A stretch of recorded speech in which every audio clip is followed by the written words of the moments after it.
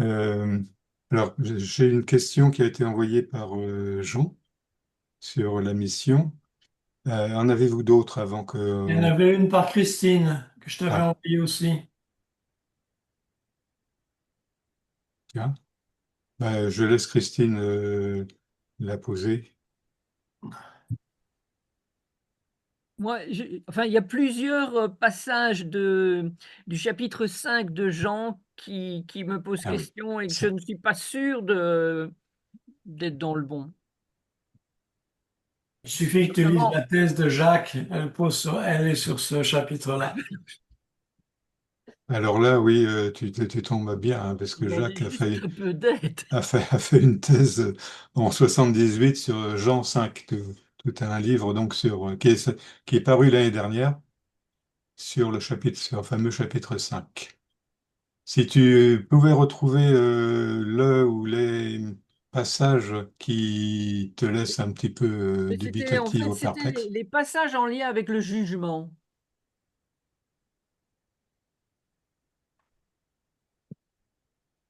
Bon, puis pendant ce temps-là, je partage l'autre question donc de Oui. Jean.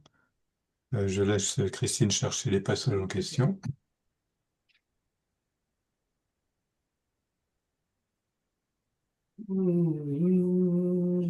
Alors voilà la question posée par Jean. Je ne vois pas toujours bien clair dans ce qu'est la mission.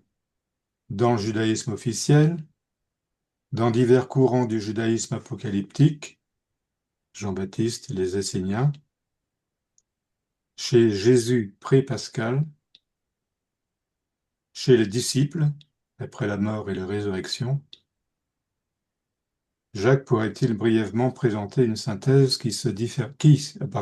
synthèse donc qui porte sur la question, qui se différencie de qui et pourquoi,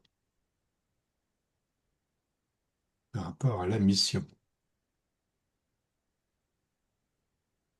Est-ce qu'il y en a d'autres qui ont qui ont des questions qui leur soient apparues, Alors, qui surgissent?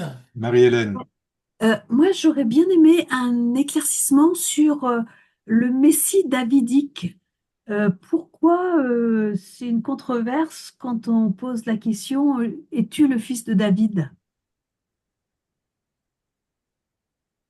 Messie davidique. Pourquoi est-ce une controverse? Ou bien pourquoi est-ce que ça provoque une controverse, c'est ça? Pourquoi ça provoque une controverse? Oui. D'accord.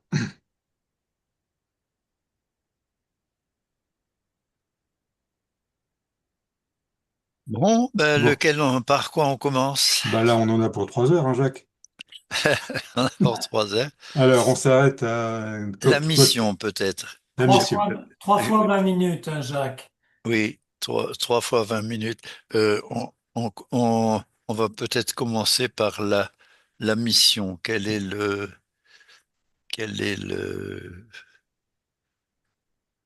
la manière de dire la mission Oui. chez les Juifs et chez les chrétiens? Je vous raconte une petite histoire.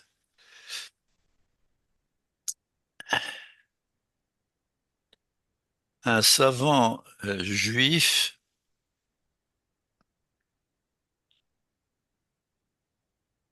voulait se convertir au christianisme.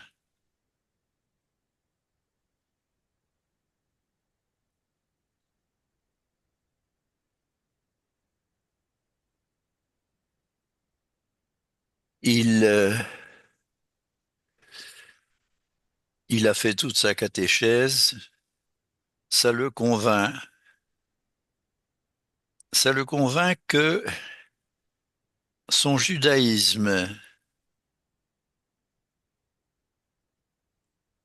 est un judaïsme pratique. Et la parole de Dieu est tellement noyée dans la pratique qu'elle est comme une pointe dont Dieu seul aurait le secret. Et il disait, dans le christianisme, c'est le contraire. la pointe,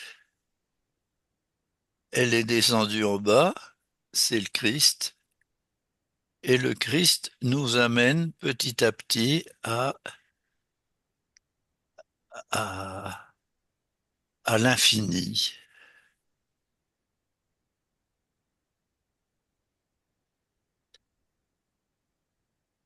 Il était persuadé de ça dans sa mission, mais vous voyez que ça fait deux sens de la mission totalement différents. Les uns, Dieu a parlé, notre pratique nous, notre pratique fait le tour du monde. Les chrétiens, Dieu a parlé et il a parlé à un moment, donc l'incarnation, et nous avons à dire cette incarnation avec Saint Paul, premier voyage, deuxième voyage, troisième voyage, à Rome, et puis etc. Et puis Théodose, l'Empire est chrétien, pour notre malheur. Bon, alors, il,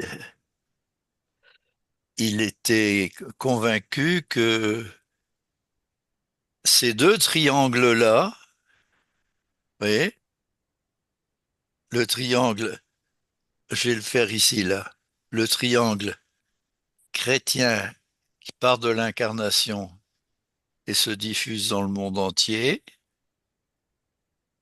le triangle juif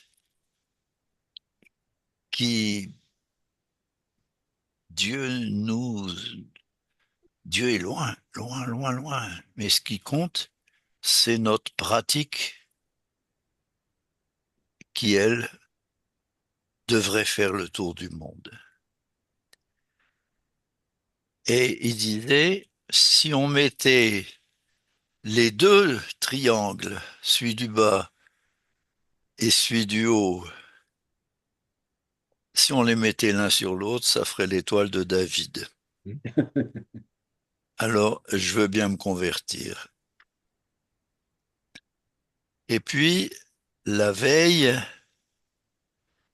de la veille du Yom Kippour, où il devait être baptisé très prochainement.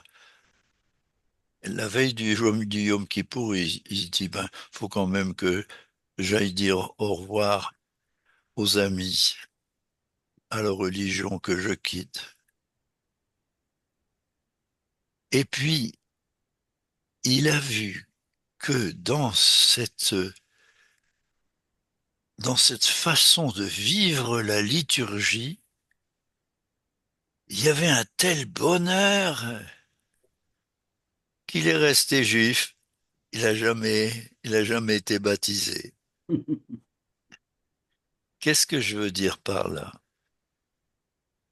En prenant cet exemple de Rosenzweig. Oui. Qu'est-ce que je veux dire par là? C'est que la présence de l'incarnation est essentielle à notre mission. Et là, on n'a pas été gâtés. Toutes nos théologies nous disent tout commence avec la résurrection et la croix. De sorte que le Christ est un corps vide. Tout commence avec la croix. Et du coup, je comprends pourquoi Rosenzweig, il s'est dit, mais il n'y a pas de vie. Il n'y a pas de vie là-dedans. Ah, tandis que dans mon peuple, là, la liturgie, elle est habitée. La liturgie est, voilà, c'est un peuple en prière, quoi, voilà. Alors, comment vivre, et je pose la question, comment vivre nos liturgies sans redécouverte de l'incarnation, sans redécouverte que l'incarnation rend Dieu présent dans nos liturgies. Je suis en train d'écrire un bouquin sur le mariage, l'incarnation.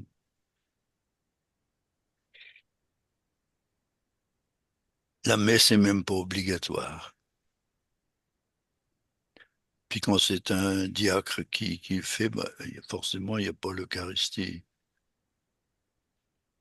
Nous sommes un corps vide, vidé par nos théologies, que tout commence à la mort et la résurrection.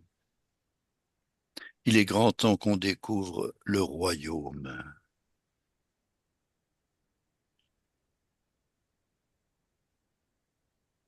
Mais justement, L'incarnation, oui.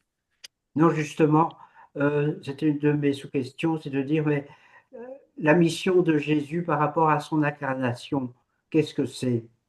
Ah ben, Est-ce qu'elle est centripète ou centrifuge? c'est la question de Rosenzweig. Centrifuge, centrifuge ou centripète? C'est, c'est le, c'est la même question. Je, je, je pense qu'il y a toute une théologie qu'il faut retrouver en deux mots. Les martyrs à l'époque de 167, les martyrs qui voulaient retrouver l'Adam unifié, tel que Dieu l'avait créé dans son amour. Les martyrs, quand ils donnent leur vie comme teshuva, comme retour à Dieu après le péché, qu'on appelle originel, quand, quand on retourne à Dieu,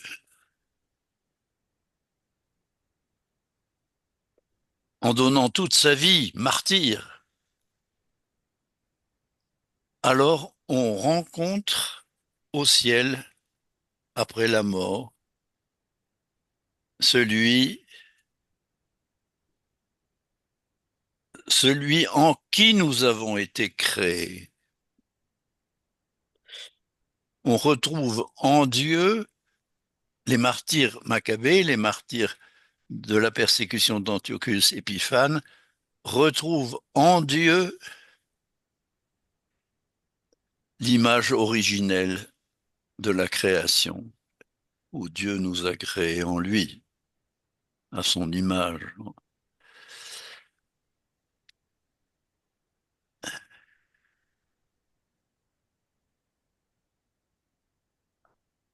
Et en rencontrant les martyrs, en rencontrant le Fils de l'homme,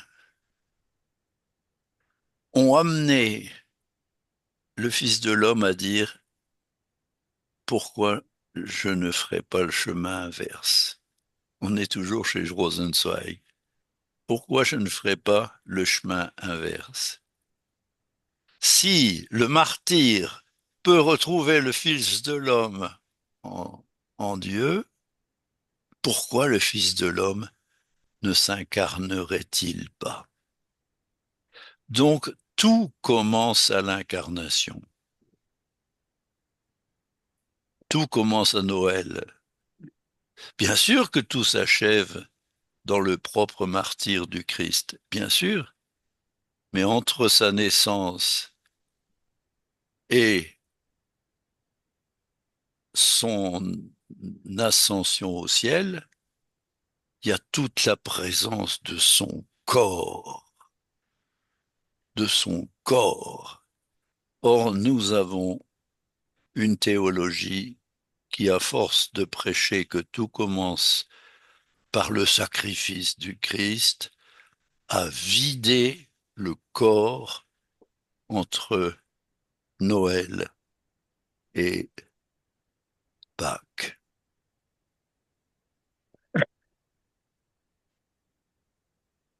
Je dirais comme ça. Est-ce que ça éclaire un peu, Jean? Euh, oui, Nous n'avons pas une théologie de la présence incarnée de Dieu. mhm. Mais c'est parce que dans la formation, à certains moments, on dit, eh ben, ça, c'est du Jésus pré-pascal. Ça, on est certain qu'il avait déjà cette conception-là avant sa mort. Ah ben voilà, ça c'est l'insistance que je mets à dire avant sa mort, il y a toute son incarnation, toute la présence de Dieu, elle est là, Mhm. tu vois? Ouais. Et c'est ça, et c'est cette présence qu'on a apportée au monde. Mhm. Et en même temps, tu éclaires Ouais, justement ouais. le, le- la théologie de la résurrection en disant que la résurrection, c'est pas simplement une affaire d'après la mort, mais que c'est déjà la présence. C'est le retour à l'Adam originel. La résurrection, c'est le retour à l'Adam originel, ou le retour à l'Adam en Dieu. Voilà. Mais on oublie toujours que Dieu est venu se faire Adam Et à Noël, ça veut à dire Noël. qu'on ne peut pas comprendre le royaume en dehors de cette perspective. Ben voilà. Donc les Le béatitudes, royaume, c'est la présence entre Noël et Pâques. Mhm. Ouais. C'est la présence entre Noël et Pâques. Avec un Jésus qui essaie de dire, mais je suis Élie, je suis venu, je, je viens de, je viens de la manière à ce que vous puissiez comprendre. Élie, vous attendez Moïse. Deutéronome 18, 15, vous attendez Moïse, le retour de Moïse. Vous attendez le retour, le Messie davidique. Vous attendez tout ce que tout un peuple a espéré jusqu'au martyr. Il vient le vivre parmi vous. Vous le reconnaissez pas. Vous dites tout commence à Pâques. quand, quand il meurt, tout commence quand il s'en va. Il n'y a rien. On a une théologie de l'absence. Dieu est mort, disaient les théologiens autrefois, enfin ceux de ma génération. Mhm. Mais Dieu est mort, non pas, il est mort en allant jusqu'au bout du don de lui, non, il est mort par son absence. On a créé, on a vidé le temps entre Noël et sa mort. Si on en croit Saint Jean, ce temps a duré au moins 3 ans. Au moins 3 ans. Bon, les synoptiques, ils avaient un calendrier qui devait vivre à l'étranger, et à l'étranger, les Juifs disaient non, non, non, c'est trop difficile d'adapter la liturgie. Alors, 1 an, ça suffit. Donc, 1 an, c'est ce que les évangiles nous ont donné comme calendrier liturgique à l'étranger. Mais pour les Juifs, regardez l'évangile de Jean, dès le premier chapitre, vous avez la Pâque. Et la Pâque, elle est déjà le Christ sur la croix, quand il dit à sa mère, mon heure n'est pas venue. Bientôt, bientôt, sur le calvaire, je te donnerai à l'apôtre. Et là, oui, là, tu seras l'épouse de l'Église. Mais jusque-là, mon heure n'est pas encore venue. Mais je veux bien transformer l'eau en vin pour montrer que le, le vin, c'était le Messie attendu, il transformerait l'eau en vin. Voyez. On célébrerait à Qumran on célèbre l'eau en attendant que ça devienne du vin. Voilà. Je suis peut-être un peu dur en disant, parce que en fait, on fait ce qu'on peut, quoi. Voilà, tu essayes d'enfoncer le clou, c'est normal. Oui, il faut redécouvrir la vie du Christ. Alors voilà, on a passé 20 minutes pour la question de Jean. Oui. Merci. Alors, Si la on prend question. la question de Christine sur Jean 5. Oui, donc moi la question c'était surtout le à partir du le passage à partir du verset 19 et un peu plus bas, comme le Père en effet relève les morts et les fait vivre, le Fils lui aussi fait vivre qui il veut. Le Père ne juge personne, il a remis tout jugement au Fils. Et un peu plus tard, car comme le Père possède la vie en lui-même, ainsi a-t-il donné au Fils de posséder la vie en lui-même. Voilà. Ben, là, vous avez un merveilleux exposé de ce que devrait être l'Église, le lieu de la présence de Dieu, qui vient pas pour juger, qui vient pour, au contraire, ramener l'Adam à sa vocation originelle. Ramener l'Adam, Zecher ou Nekeva, ramener l'Adam,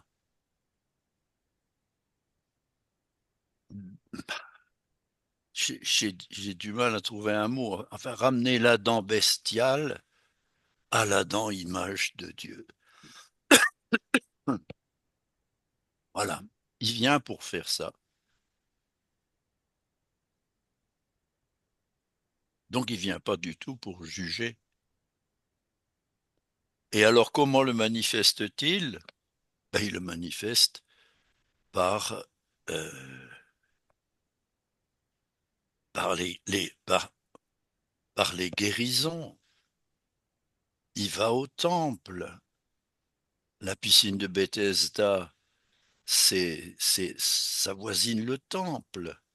Et là, il cueille les bonnes volontés des gens. C'est un ancien culte à Esculape qu'il y avait là-bas, dans cette piscine de Siloé. C'est un ancien culte. Il vient cueillir cette religion qui va donner la mission.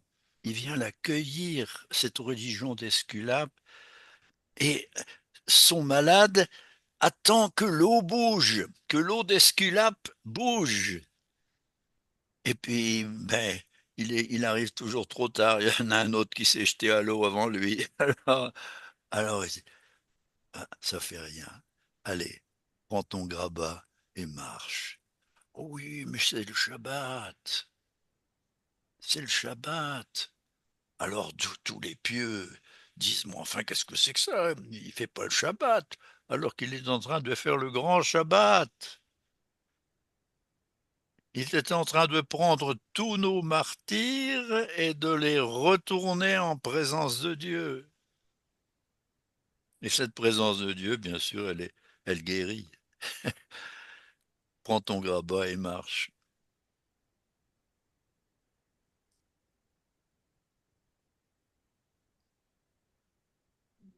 Alors après, forcément, les Juifs disent, mais enfin, c'est le Shabbat.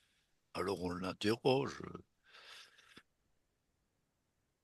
Bah, lui, il dit, mais il m'a dit de faire ça, puis il m'a guéri. Je l'écoute, j'écoute.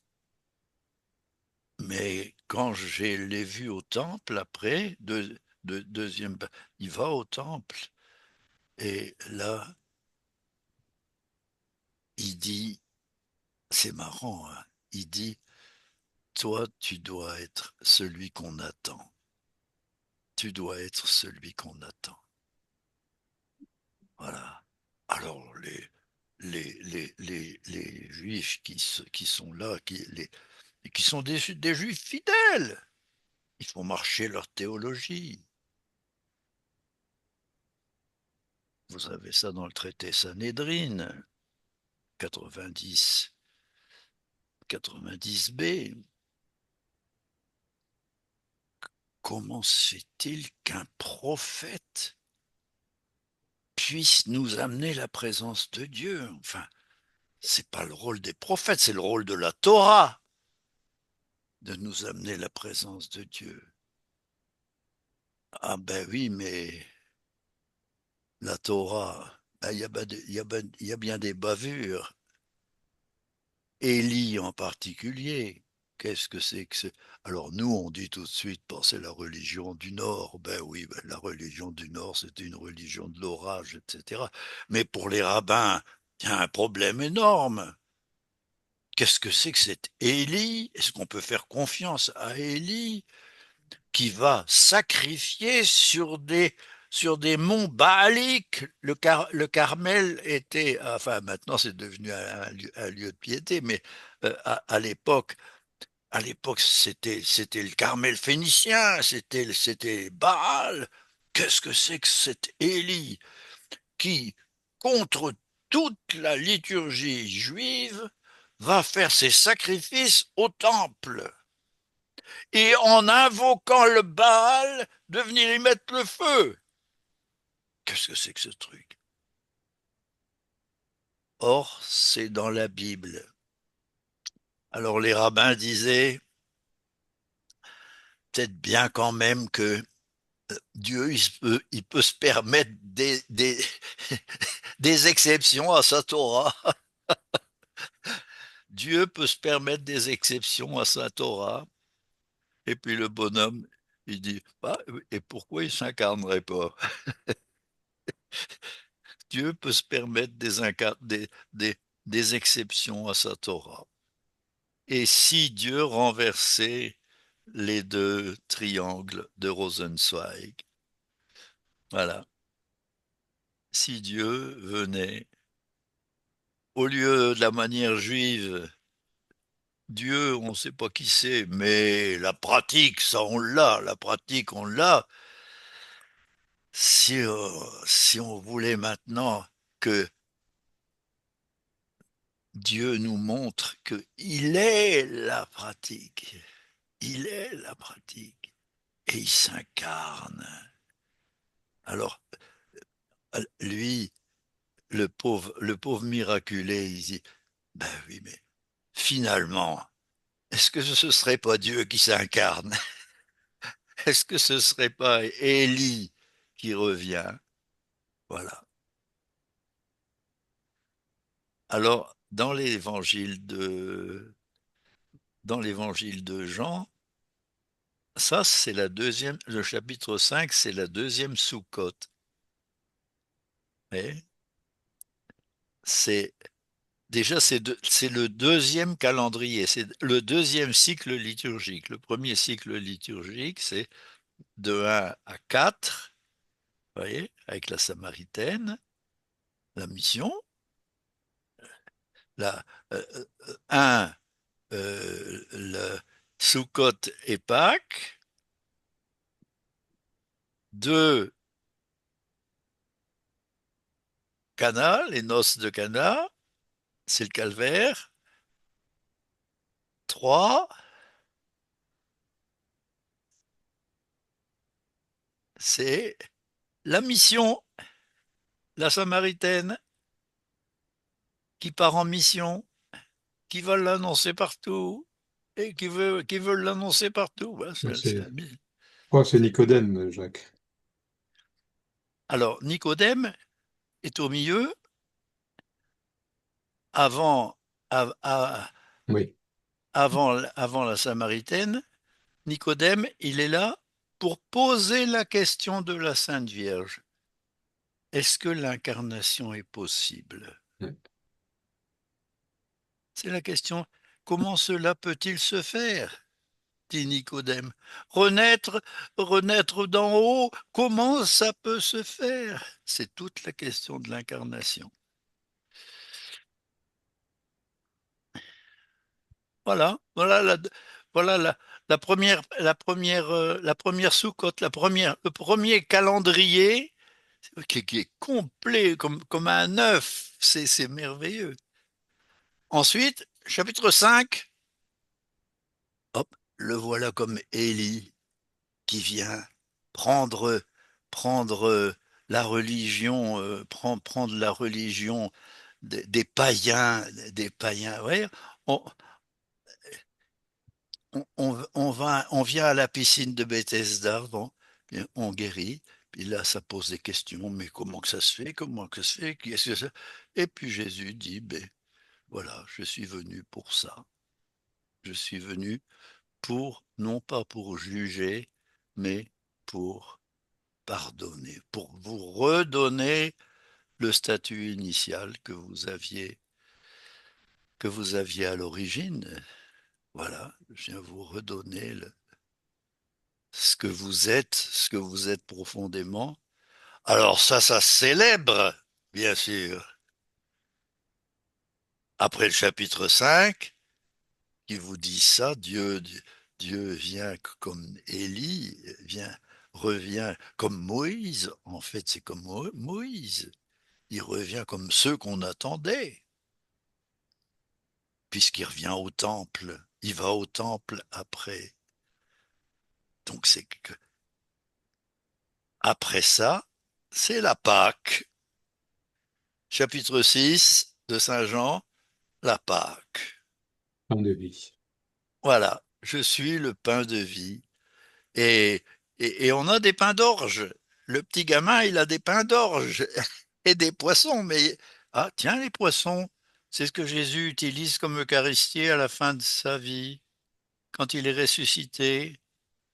Tiens, les poissons auraient pu être un symbole de l'Eucharistie. Ils sont symboles de l'Eucharistie. Et puis les pains d'orge.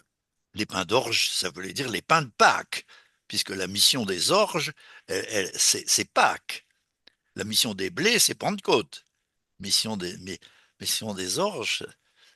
Alors le petit gamin, il a ses pains d'orge, on est à Pâques. Et là, Jésus dit, celui qui mange ma chair et boit mon sang. Voilà. Autrement dit, on dit toujours l'évangile de Jean, on a fait des grandes homélies.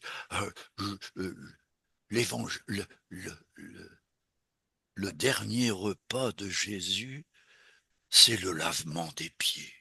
C'est le social, c'est la fraternité. Et Jean, il n'a pas, il n'a pas d'Eucharistie. Quel dommage. Qu'est-ce qu'il a pensé, Jean, à ne pas avoir d'Eucharistie? Ben, c'est vrai, hein? C'est vrai. Mais parce que tout ça, l'Eucharistie, son grand traité sur l'Eucharistie, c'est au milieu de l'Évangile. Voilà, c'est la présence. Comment on a pu oublier, comment on a pu faire un évangile vide qui se terminerait uniquement sur la croix? Là, Saint Jean, il nous donne des leçons, hein. Le plus beau texte sur l'Eucharistie, celui qui mange ma chair et boit mon sang, etc. C'est le pain des anges. Dans le Notre Père,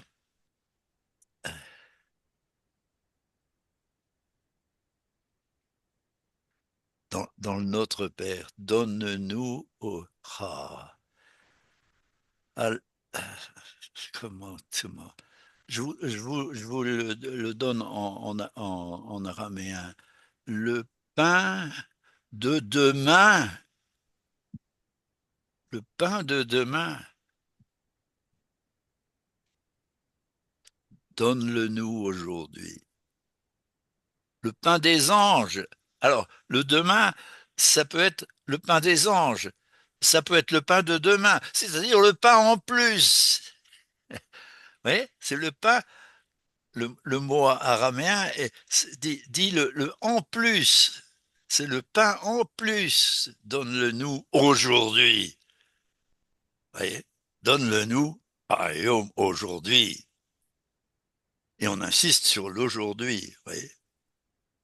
Autrement dit, le pain dont on rêvait depuis qu'Israël est rentré et a perdu la manne, quand Israël est rentré sur sa terre, il n'y avait plus la manne, puisqu'on cultivait. Il y avait plus besoin de la manne. Mais n'empêche qu'on l'attendait, on attendait le retour de la manne. Et quand est-ce que Dieu se remettrait à nous donner la manne sur les tables d'or du désert? Enfin, là, je vous donne des midrashim qui sont d'une beauté. Voilà, voilà. Si je reviens un petit peu à la question de Christine, Jacques, Oui, le mot jugement, on le trouve beaucoup là dans le chapitre 5. Elle nous a lu le passage, oui. mais le même mot apparemment ne porte pas la même signification. Ah, je ne viens pas pour juger, je viens pour pardonner, on pourrait dire. Je ne viens pas pour juger, je viens pour pardonner. C'est-à-dire, je viens donner, je viens, alors nous, on va dire, je viens mourir sur la croix.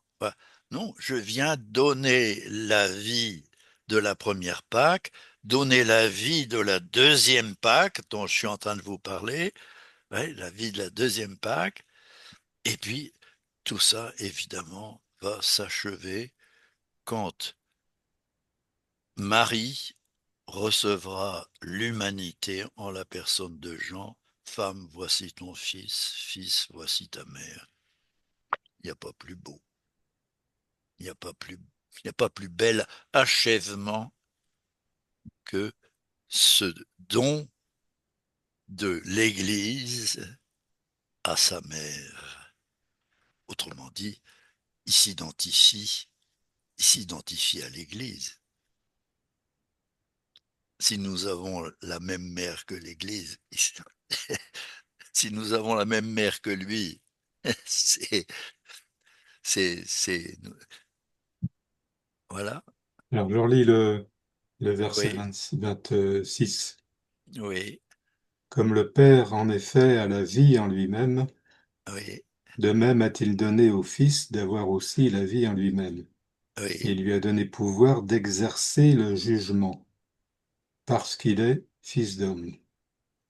Il est, il est l'Adam initial qui est, qui après le martyre des frères Maccabées, a répondu au martyr par sa propre venue. Hmm.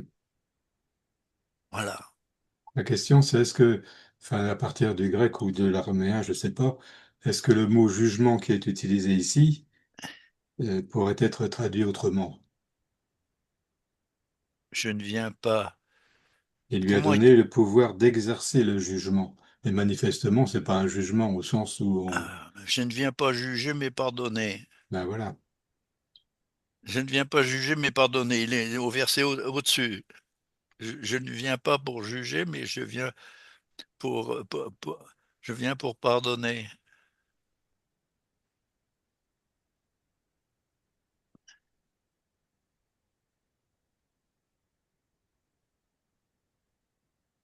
C'est-à-dire, je viens vous redonner le statut originel que vous aviez.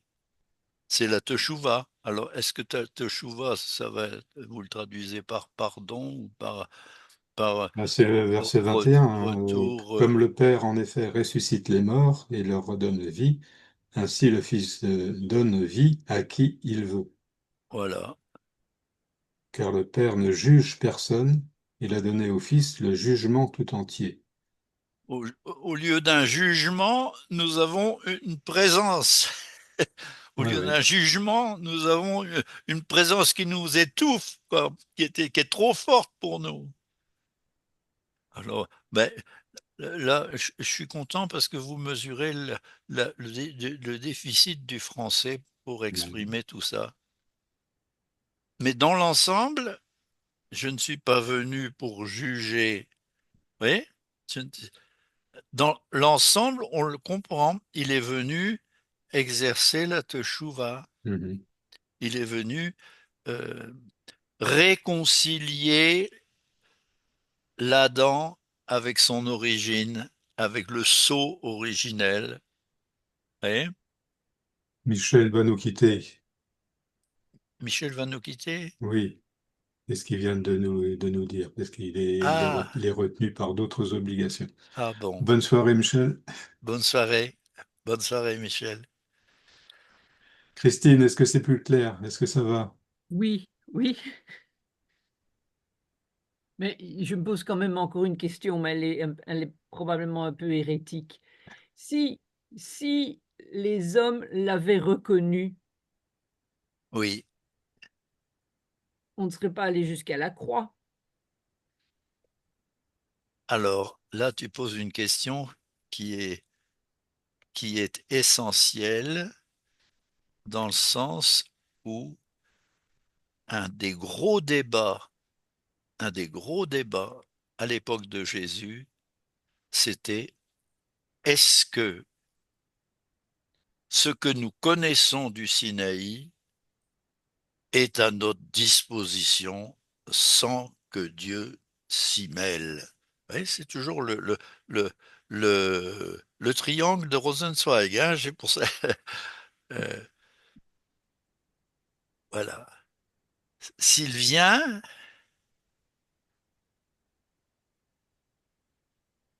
repose ta question. Il vient, il est venu. Si il avait été reconnu comme Oui. l'envoyé, comme celui qui apporte le pardon. Alors, merci, pardon, je poursuis Oui, deux, trois, six trucs à la fois. S'il était venu, est-ce qu'on l'aurait reconnu? Voilà, c'est ça la c'est question. ça. Pourquoi on ne l'a pas reconnu? Il est venu. Oui. Si on l'avait reconnu, Ah ben, on aurait évité la croix. Eh ben, bravo. donc la croix n'est pas le projet de Dieu. La croix, bravo.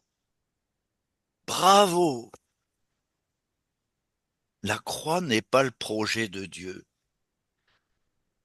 Il vient pas en conditionnant les hommes à le refuser. D'accord. La preuve, c'est que le judéo-christianisme a fonctionné pendant 3 siècles. Pendant 3 siècles, on pouvait se dire à la fois juif et chrétien, on pouvait célébrer comme les Ébionites avec de l'eau, parce qu'on préférait le don de Dieu avec de l'eau, ou des poissons. Alors on a fait du poisson ictus, Jésus, vous voyez, on en a fait l'étymologie de Jésus, mais on a gardé le poisson. Vous voyez, tous ces, toute cette manne qui nous apporte, cette manne d'au-delà qui nous apporte, cette manne du lendemain, c'est pas le casse-croûte du boulanger, la manne du lendemain. C'est cette manne du lendemain, cette manne qu'on attendait dans le désert et que maintenant on attend encore. Ouais. Cette manne. Saint Thomas, faut lui rendre cette, euh, ce pain épiousion, ce pain est en grec épiousion, je ne sais pas comment on traduit en français, ce pain d'au-delà, épiousion, et ouais, c'est, il l'a traduit par super substantiel. Super substantiel. Ce pain super substantiel, ouais. Épiousion. Il traduisait le grec. Simplement, c'est le mot grec. Épi, ça veut dire sûr. Ousion, ça veut dire l'être. Ce pain super substantiel, ce pain des anges, voilà, donne-le nous. Et la réflexion de Christine dit que si Jésus avait été accepté, la croix n'aurait pas eu raison d'être. Bravo. bravo. Et Il était effectivement, pas, il aurait pu donner toute sa vie et ne pas être condamné. D'ailleurs, pendant un siècle au moins, les Juifs ont dit, nous l'avons condamné, c'est nos prêtres d'abord, c'est nos prêtres qui l'ont condamné. Et puis c'est un incident politique. C'est un incident à cause de la situation des Romains c'est pas nous qui l'avons tué. On l'a pas tué volontairement. mais d'autres diront, la preuve que c'est pas le Messie, c'est qu'il est mort sur la croix. Alors voilà, on va en faire un argument contraire. S'il avait été le Fils de Dieu, et c'est tout le problème de l'agonie. Père, si tu voulais, tu pourrais envoyer les légions d'anges et on éviterait ça. Pourquoi? Pourquoi? Là, il donne sa vie. Là, il répond au martyr par le martyr. Là, il prend la décision de donner sa vie. À Gethsémani, là, il donne sa vie. Ouais. C'est très curieux que les Grecs vont traduire l'agonie, ils vont le traduire par le mot peirasmos. L'épreuve. Peirasmos. Le même mot qui était, vous savez, quand Dieu a envoyé les cailles et les gens ont dit, est-ce qu'il est vraiment en lui? Est-ce que c'est vraiment lui? Ou est-ce que... Donc ils ont douté. C'est devenu le mot Massa Meriba. Jésus, dès l'entrée de jeu, dès, tu ne tenteras pas. Le mot tenter est un piège. Mettre à l'épreuve. Tu ne mettras pas, Dieu, tu ne mettras pas Dieu à Massa Meriba. Tu ne remettras pas Dieu comme à Massa Meriba. Tu ne remettras pas Dieu au défi. Tiens, c'est peut-être un bon mot. Tu ne remettras pas Dieu au défi. Ouais, c'est ce qu'il dit, c'est ce que Jésus dit à Satan. Ouais, tu ne remettras pas Dieu au défi. Et à l'agonie, voilà pourquoi l'agonie se dit le mot défi. Peirasmos, c'est le mot défi. On n'a pas l'équivalent en français. Faut pas. Ah si, le mot Elle- défi, dans le fond, ça pourrait. Ça ouais. pourrait. Ce qu'on Tu met ne mettras habituel, pas Dieu au défi. ce qu'on met Et habituellement, c'est l'épreuve. ah, oui, oui, oui. Épreuve, ça va. Mettre Dieu à l'épreuve, oui. Mettre Dieu au défi. Ça va. Ça va, c'est des bonnes traductions.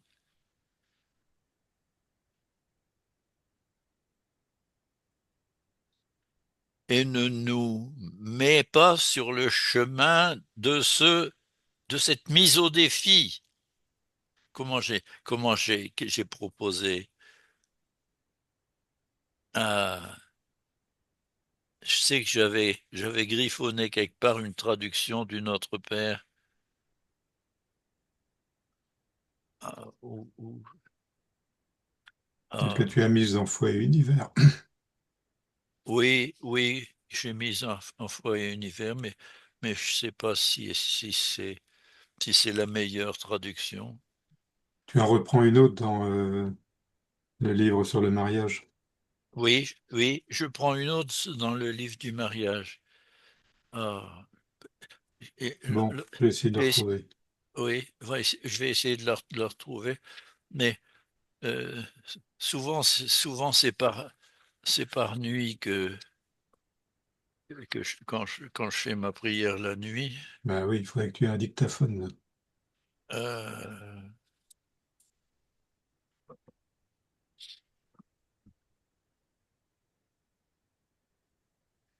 souvent, j'ai des bonnes idées. Il ne faut pas les laisser partir. On va les laisser partir. Alors, je me lève. Je me lève et puis je les écris. Alors, notre Père, voilà. Notre Père. Oh, je l'ai encore retrouvé l'autre jour, là. Bon, enfin, soit. Ne Et nous, ne nous ne, ne, mène pas. Et, oui, enfin, et- donc, dans oui, oui. le nouveau livre, là, et ne nous mène pas à mettre Dieu à l'épreuve. Ne nous mets pas sur le chemin de mettre Dieu à l'épreuve. Voilà. Voilà. Ne nous mène pas à mettre Dieu à l'épreuve. Oui.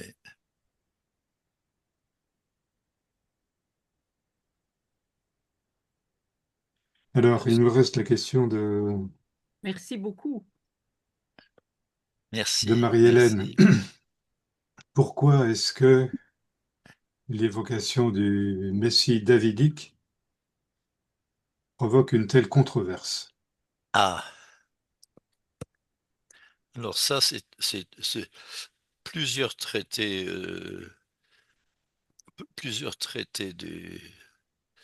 du Talmud. Le traité Sanhédrin, bien sûr, 90b, et puis le traité euh, ah, non, mais je suis là tout de suite. Le traité pour les divorces. Iboum, Yobamot. Le traité Yobamot 80, 90, 89b. C'est pas 90, c'est 89.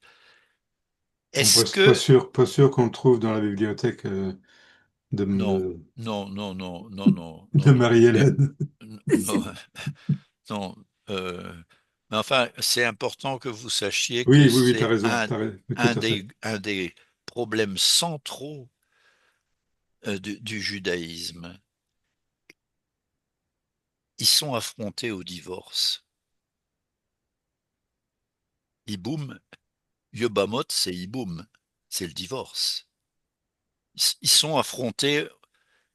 Est-ce que le Sanhédrin a le droit de déclarer nul un mariage qui a été Compacté. légalement opéré? Voilà. Et alors, évidemment, on va chercher l'exemple d'Élie.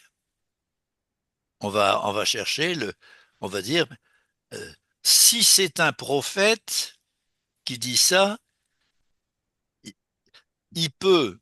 Mais Dieu n'envoie plus de prophètes. Il n'y a plus de prophètes. Agé, Zacharie, Malachi sont morts. Et donc, il n'y a plus de prophètes. Et donc, nous n'avons plus la possibilité de dépasser ce qui se fait dans la halakha quotidienne. Voilà. Ça va? Mhm. Et alors, ils disent, et ça, il y a un miracle que Jésus fait. Et il y a une femme dans la foule qui dit, heureuses les mamelles qui t'ont allaité. Donc, vous vous souvenez? Mhm. Heureuses les mamelles qui t'ont allaité. C'est exactement une phrase que une dame a prononcée devant devant Ben Shetar, devant un rabbin à miracle, un rabbin qui faisait tout plein de miracles, et on se disait, mais est-ce qu'il peut faire ces miracles-là? Est-ce que c'est pas de la sorcellerie? Est-ce que c'est pas... Vous voyez? Ben, c'est comme devant Jésus. Est-ce que c'est pas de la sorcellerie? Est-ce que... Alors là, euh, les rabbins ont un tas de petits critères et ils disent, est-ce qu'il est mourzac? Est-ce qu'il est confirmé? Autrement dit, est-ce que c'est pas la première fois est-ce qu'il est mourzac? Est-ce qu'il est confirmé? Est-ce que sa religion est bonne? Vous voyez, est-ce qu'il est mourzac? Est-ce qu'il est... Ah, par exemple, euh, c'est vrai que euh, Abraham, quand il va tuer son fils, ah, est-ce qu'il est Mourzac? Ah, oui, puisque Dieu lui a donné de quoi remplacer son fils. Ouf, ouf. Donc, il avait le droit de renverser la parole de Dieu. Est-ce qu'on a le droit de renverser? Parce que Jésus renverse la parole de Dieu. Souvent, souvent, il dit, on vous a dit, moi je vous dis. On vous a dit, moi je vous dis.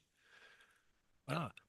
Je ne supprime rien de ce que la Torah est dans le ciel. Je ne supprime rien de ce que la Torah est dans le ciel. Oui, mais autrement dit, il la révèle. Il nous la révèle. Il nous la montre.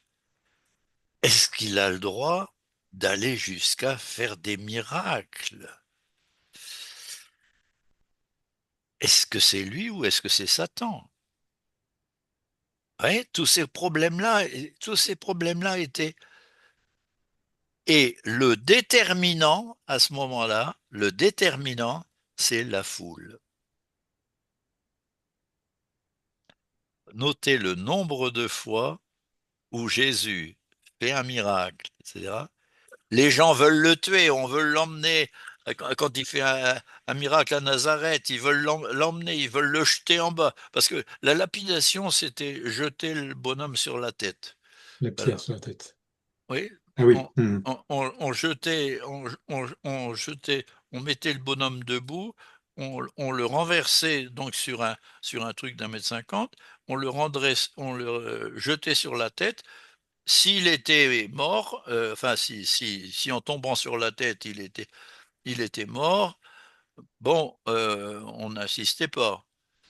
S'il n'était pas mort, on jetait la pierre. Il y avait en haut du tremplin où on le jetait, il y avait une grosse pierre. Hop, on jetait la pierre pour l'écraser, quoi. Ce qui vous explique que Saint Paul a pu être lapidé 2, 3 fois. C'est-à-dire, il tombe sur la tête, mais il est estourbi, c'est tout. Ouais, voilà. Bon, je suis pas venu pour vous parler des rituels. Mais si, quand même, que celui qui n'a jamais péché lui jette la pierre. Ouais, elle va être lapidée, que celui qui n'a jamais péché soit celui qui, alors que Dieu, alors que Dieu pardonne. Il pardonne puisqu'il ne l'a pas tué. Dieu n'a pas accepté qu'il meure.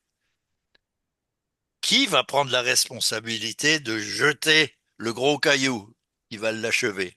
Vous voyez? C'est ça. Bien. Je ne sais pas pourquoi je vous dis tout ça. Euh, La question, c'était pourquoi est-ce que ah oui, l'évocation d'un Messie davidique provoque autant de controverses? voilà. Voilà tout un tas de gestes que Jésus fait et qui ont l'air de revendiquer ou bien il est Moïse, parce il change, on vous a dit, je vous dis, ou bien il est Moïse, ou bien il est Élie. Et Élie, il ressuscite la veuve de Naïm, etc. La petite gamine, là, après celle qui avait un flux de sang, ben, il refait exactement le geste d'Élie. Il met tout le monde dehors, et puis il, il ressuscite la fille, carrément, il la ressuscite. Elle était morte. Hein. Alors, s'il joue à ce point Élie, est-ce qu'il serait Élie? Eh bien, c'est la foule qui décide. C'est la foule qui décide. Tant qu'il a la foule derrière lui, et le nombre de récits où on nous dit, et Jésus, bon, ils veulent le tuer, et Jésus se faufile dans la foule, etc. Voilà. La foule le protège. La foule le protège et l'accueille. Heureuses les mamelles qui t'ont enfanté, etc. Ouais, la foule le protège. Alors comment que ça se fait que la foule était pas là le vendredi saint? Comment que ça se fait qu'il est mort? Ça, c'est une des grandes questions. Tiens, la foule l'a cassé. la- Mais la foule, elle était en train de préparer Pâques.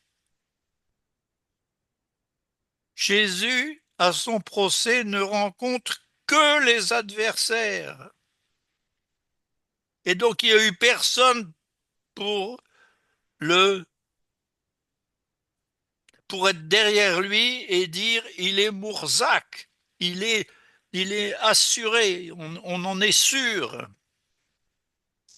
C'est que dans le judaïsme, c'est la foule qui décide. C'est pas le tribunal qui décide. C'est, c'est la foule dont le Sanhédrin peut être l'interprète, mais c'est la foule qui décide. Tant que Jésus a la foule avec lui,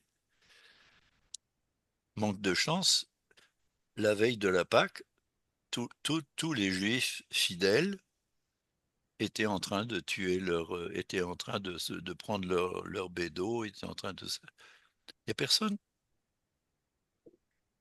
Et quand il crie bien, pas lui, mais Barabbas, Barabbas, c'était un agent politique. D'ailleurs, la condamnation de Jésus, elle est politique. Jésus le Nazoréen, roi des Juifs, c'est politique.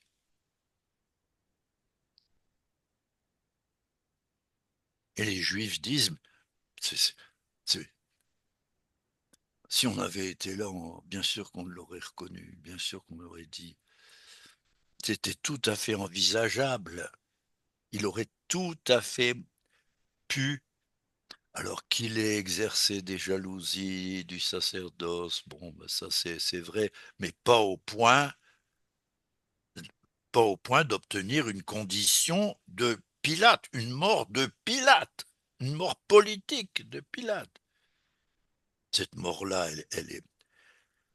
Jamais Jésus n'a prétendu à revendiquer les Romains, etc. Au contraire, comme Jean-Baptiste, il parle aux Romains, il parle aux soldats, il parle.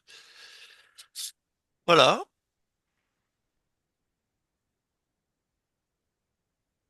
Est-ce que c'est plus clair?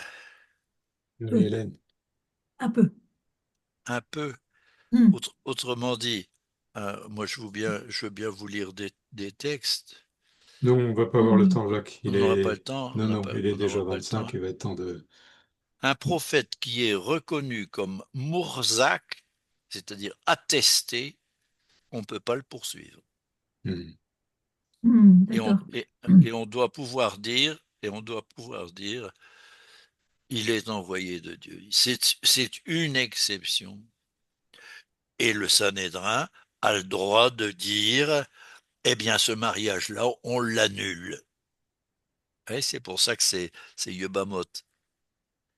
Ce mariage-là, alors qu'il est Hmm. régulier, alors qu'il est régulier, ce mariage-là, on l'annule.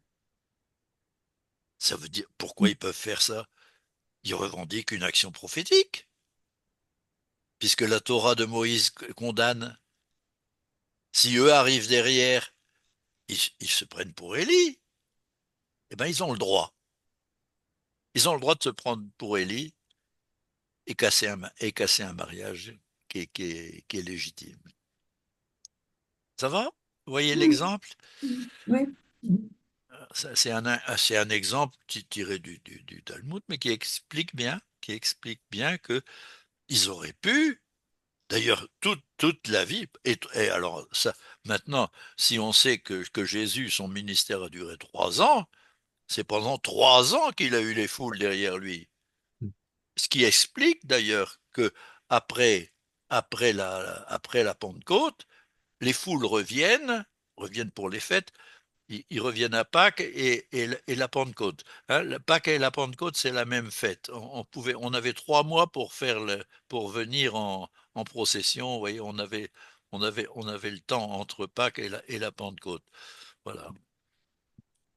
Eh bien, on se dit, nous, oh mon Dieu, mon Dieu, mon Dieu, mais quel afflux, Oh, ça doit être exagéré quand on nous dit qu'il y avait 100, il y avait 1000, il y avait 3000. C'est peut-être pas si exagéré que ça. Là, Jésus a entraîné les foules, entraîné des foules, à la fois dans son ministère en Galilée et à la fois à Jérusalem. Et il n'y a aucun exégète sérieux aujourd'hui qui ne reconnaît que Jésus a fait quantité de miracles inexplicables au niveau ressusciter un mort, que voulez-vous? Alors on peut dire ils n'avaient pas d'encéphalogramme plat, etc. Oui, d'accord. Bon. Mais Jésus s'est présenté comme Élie et s'est présenté comme Moïse par sa critique de la Torah. C'est pas une critique de la Torah, qu'est-ce que je raconte? C'est pas une critique de la Torah, c'est un dépassement de la Torah. Il dépassait la Torah. On vous a dit, tu aimeras ton prochain comme toi-même. Tu aimeras le prochain qui est comme toi. Qui est comme toi. En hébreu, d'ailleurs le verset du dessus, c'est tout sauf l'étranger, quoi. Vous voyez? Tu aimeras le prochain qui est comme toi. Et Jésus explose ça.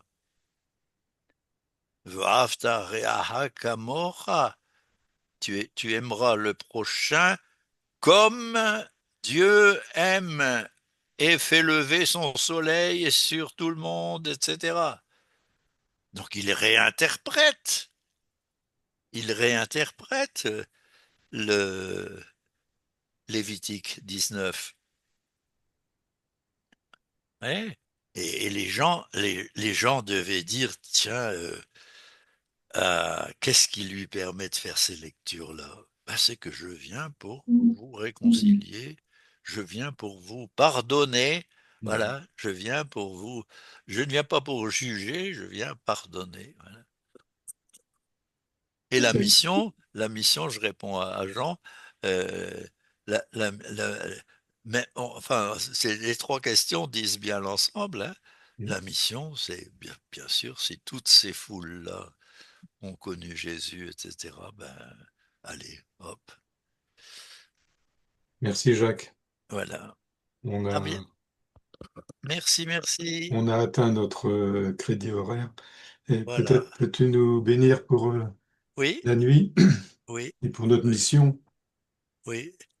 Et puis je vous demande de prier aussi pour ma journée de demain. Je ne sais pas ce que je vais pouvoir Oh leur bah écoute, dire. si tu commences à parler des mérites latins, il Oui, n'y a pas de problème. oui, je ne sais pas comment je vais pouvoir m'y prendre. Je ne sais pas. Que On va Dieu prier pour toi. Tout-Puissant vous bénisse, le Père, le Fils et le Saint-Esprit. Amen. Allez dans la paix du Christ. Nous Nous rendons rendons grâce à Dieu. Ah voilà. Jacques, j'imagine que demain, nous n'aurons pas de rencontre avec Marcel pour le... Oh, je suis, je, Je vais lui je, dire quand même. je suis, ah oui, ah oui. Oui. Ah non, mais là, ils exagèrent quand même. Enfin, ils exagèrent, non. Oh, allez. Non, j'étais bien d'accord. Ils m'ont demandé mon avis avant de m'embaucher quand J'imagine, même. oui. Mais on verra bien. Allez, Bonne nuit. bonne nuit à vous.